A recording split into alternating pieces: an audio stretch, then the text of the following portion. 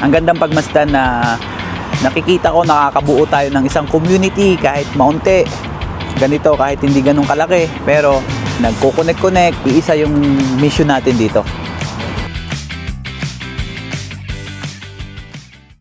Na-meet ko na si Ate Claire. Yung meet and eat, ito, bibigyan ko kayo ng simpleng explanation. Isa siyang project na nabuo para magbigay ng platform sa mga nagsisimula pa lang na content creator at siyempre to connect with the business owner. Mag-collaborate, mag-sharing ideas para makabuo ng isang community dito sa Toronto. Yung Creator Circle naman, monthly episode siya para sa mga influencer na may food tasting na iba't ibang dishes from different restaurant. For me, it's very important to have the gatherings of the content creators. It's because it's an avenue to actually like know people, like doing it, and then at the same time, be doing this thing. It is something na it's so nice to have people who also support you and then understand what we're doing and why we are doing it. And at the same time, like meeting people, supporting their contents, and then get to know different recommendations as well is a good avenue because it's also like a good chance to know other businesses that you or me haven't been to.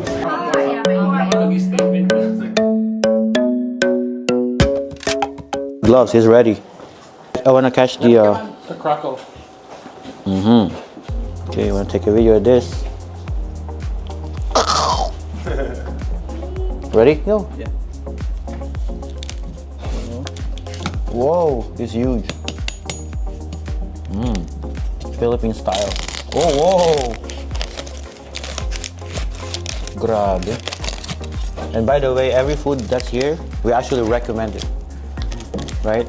And this one, when I first tasted it, I was like, oh my goodness, I gotta have this on my birthday. Although I don't really eat pork, but it's that good. Oh, look at the lemongrass. Yeah. Grabe, hindi tinipid. Wow. Ilagay mo na lang dito. Wow. Bango. Carrie, are you excited? Yeah.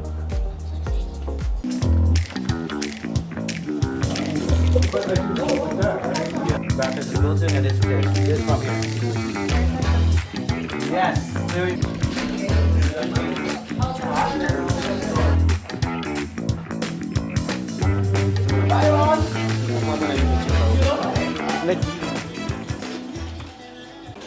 Ang sarap talaga magluto ng mga Pinoy. Alam mo yung makalimutan mo yung pangalan mo.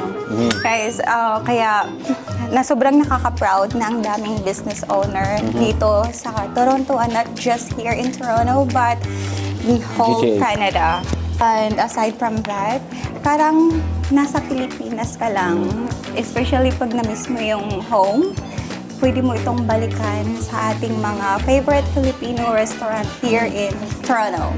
Kakatapos lang ng first Creator Circle by under Meet and Eat Project.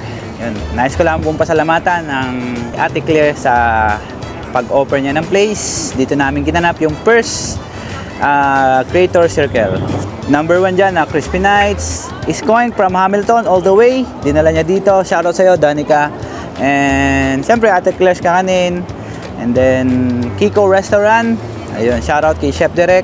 And then, lastly, kay Sammy Immigration. Maraming salamat po. And sa mga interesado po dyan na mag-join in our next Creator Circle, message us now because limited spot lang po. Maraming salamat. So yun guys, ako nga po pala si Parin Jess Vlog, isang influencer dito sa Toronto, Canada. Kung di pa po kayo nakaka-subscribe sa ating YouTube channel, make sure to hit that button. And yung sa lahat po ng mga social media natin, Facebook, Instagram, TikTok, pare-pares lang po yan, Parin Jess Vlog with a single S. Yun lamang po, maraming salamat.